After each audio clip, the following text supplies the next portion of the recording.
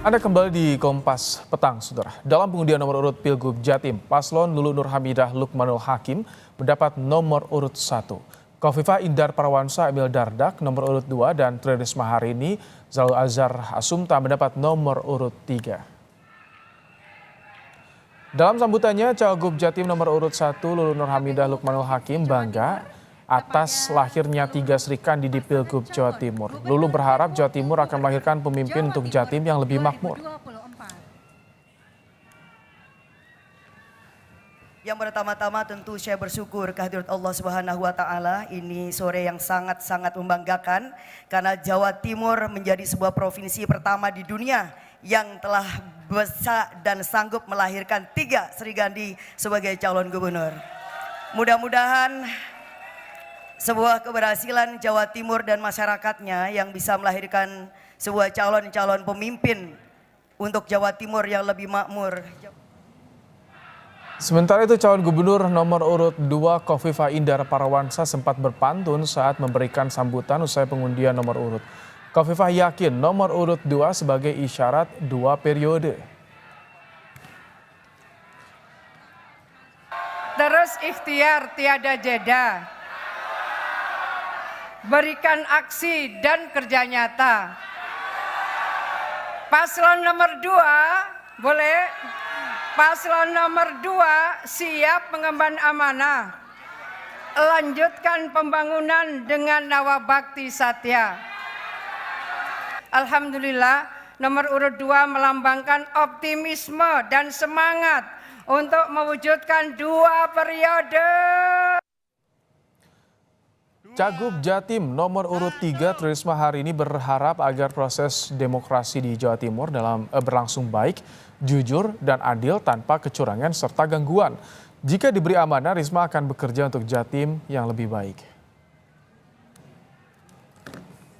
Supaya proses demokrasi ini berjalan baik dan benar, tidak ada kecurangan, dan tidak ada lagi gangguan-gangguan, supaya proses ini bisa dirasakan manfaatnya untuk seluruh warga Jawa Timur. Mari seluruh warga Jawa Timur kita bekerja bersama-sama mewujudkan Jawa Timur yang lebih baik, yang lebih adil untuk seluruh lapisan masyarakat.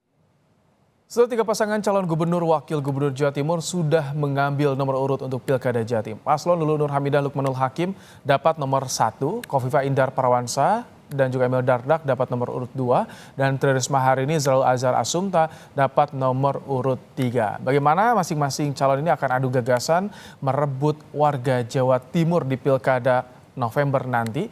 Sudah hadir untuk membahasnya di studio Kompas TV, pengamat politik dari Universitas Al-Azhar, Ujang Komarudin. Selamat petang, selamat datang di studio Kompas TV, Kang Ujang. Bang Baim, terima kasih. Baik, tadi kita menarik menyimak pengundian nomor urut Pilkada Jawa Timur, mirip dengan Pilpres konfigurasinya nih. Ini bagaimana Anda melihatnya, apakah ini bisa jadi faktor untuk memudahkan kampanye paslonnya atau seperti apa, Kang Ujang? Ya, kalau dilihat dari konstruksinya ya, pertama PKB kita tahu 1 ya.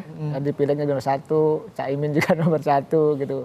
Khofifah yang didukung oleh partai katakanlah Kim ya kan, mayoritas di situ juga nomor 2. Pak Prabowo, Bu Risma juga kan kita tahu bahwa ya, didukung oleh PDIP yang itu ketika Pilpres juga nomor 3.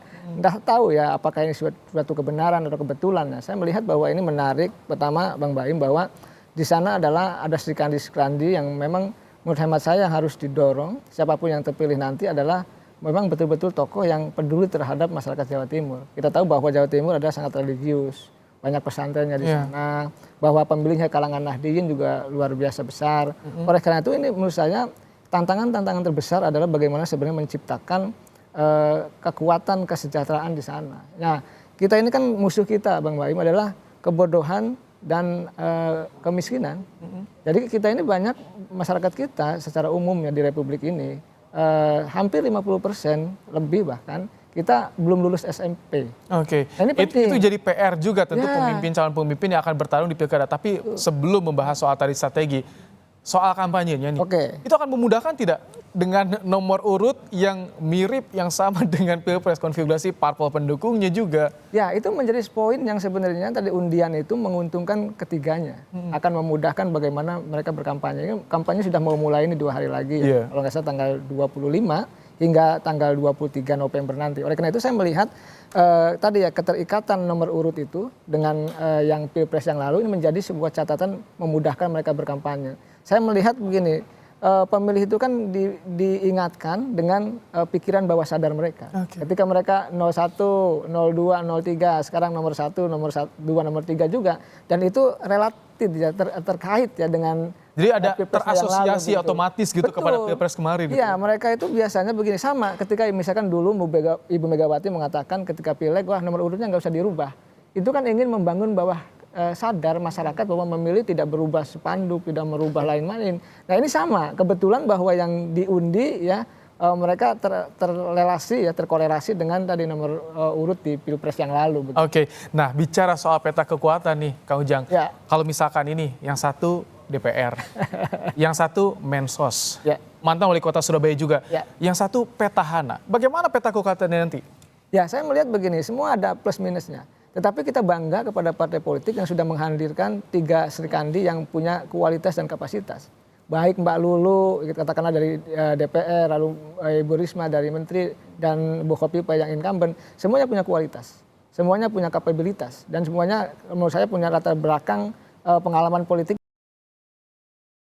Sampaikan atau masih ada yang kurang nih soal komunikasinya menurut Anda? Ya, saya sih melihat ketiganya tentu akan memberikan program-program yang terbaik. Tetapi ada yang gini, misalkan incumbent mungkin lebih diuntungkan. Karena memang sudah lama bekerja gitu. Lalu ya Mbak Lulu mungkin diuntungkan juga karena DPR-nya. Bu Risma juga mungkin ada jejak-jejak investasi politik mungkin di Jawa Timur karena menterinya itu. Ya saya melihat bahwa ya tergantung nanti masyarakat Jawa Timur dalam konteks 2 bulan ke depan ya. Bagaimana sebenarnya kontribusi besar ketiganya dalam konteks bukan hanya memberikan visi misi, bukan hanya program, tetapi juga betul-betul mereka menyapa langsung door to door dari pintu ke pintu untuk bisa meyakinkan bahwa mereka lah yang layak untuk bisa dipilih menjadi calon gubernur dan wakil gubernur. Ya itu saya yakinkan, karena bagaimanapun begini, ketika maju itu kan tidak dengan tangan kosong. Harus ada jejak investasi politik yang telah dibangun gitu. Lalu juga ada kepedulian yang sudah diberikan. Lalu juga misalkan ada kampanye apa yang harus bisa direalisasikan ke depan. Ini menjadi catatan-catatan menurut hemat saya yang harus dilakukan oleh ketiga kandidat tersebut kalau ingin ya menang di salah satu pasangan itu begitu. Yang jadi magnet di Jawa Timur apa sih? Karena kan selama ini perebutan Nahdliyin, warga Nahdliyin yang disorot nih untuk Pilkada Jawa Timur. Untuk tahun ini bagaimana? Ya, ada memang logika pemilih begini.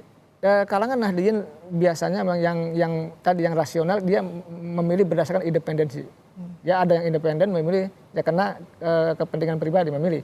Tetapi ada juga yang kalau dalam bahasa saya sami'na wa ata'na. Kami mendengar dan kami taat biasanya mengikut keinginan dari Pak Kiainya gitu. Itu kan karena kalangan santri mengikuti itu budaya Nahdliyin yang hari ini masih ada gitu. Kalau Kiainya memilih kandidat A ya santrinya juga kemungkinan A. Tetapi kalau kita lihat konfigurasi yang ada saat ini tadi ada 2 kemungkinan. Banyak juga yang independen, yang kalangan Nahdliyin terdidik, ya mereka memilih independen, memilih berdasarkan keyakinannya, rasionalitasnya, visi misinya, gagasannya. Tetapi tidak sedikit juga yang tadi kalangan Nahdliyin yang kelas bawah itu, kalangan santri yang mengikuti apa yang menjadi. Tapi di 3 paslon ini Nahdliyin tersebar di 3-3-nya ada. Ini yang menarik di perebutannya nih. Betul. Oleh karena itu saya melihat tadi seberapa besar, seberapa banyak intensitas hubungan itu yang dibangun sejak lama dari ketiganya itu. Siapa yang tadi lama membantu, lama berhubungan baik, ya lama sudah katakanlah berjejaring ya dengan kalangan Nahdliyin kelas bawah, ya itulah yang mungkin akan menjadi pertimbangan bagi pemilih untuk memilih salah satu di antara mereka itu. Kalau peta kekuatan berdasarkan basis wilayah kita kenal di Jawa Timur ada Are, Mataraman, Tapal Kuda, Madura, itu berbasis-basis wilayah yang itu perebutannya nanti bagaimana kira-kira akan sengit tidak Kang Ujang? Ya pasti, setiap wilayah punya karakteristik sendiri dan biasanya terikatan dari kekeluargaan, terikatan kelahiran, keterikatan ormas gitu, keterikatan misalkan berbasis kepada ikatan pesantren itu menjadi penting. Tapi saya bicara secara umum saja bahwa tadi bagaimana sebenarnya basis-basis kekuatan itu didekati ya kalau bahasa saya secara langsung. Tidak menggunakan cara-cara misalkan menggunakan pihak lain. atau menggunakan relawan dan lain sebagainya. Tapi harus langsung betul-betul terjun sehingga apa? Sehingga mereka merasa peduli didatangi. Ini sebenarnya yang menjadi penting dalam catatan pilkada karena mereka kenapa yang datangnya yang mewakili dan sebagainya. Oleh karena itu saya melihat dalam konstruksi peta kekuatan wilayah Jawa Timur itu adalah menurut saya tetap saja daerah manapun harus dikunjungi, harus didatangi dengan waktu yang sempit tersebut. Oke, ada 2 hari menjelang kampanye, itu waktunya bagi warga Jawa Timur karena sudah ada nomor urutnya untuk menyerap gagasan, menyerap visi misi program masing-masing calon. Terima kasih Kang Ujang untuk pandangannya di program Kompas Petang sore hari ini. Sama-sama Bang Baim. Dan saudara, Kompas Petang akan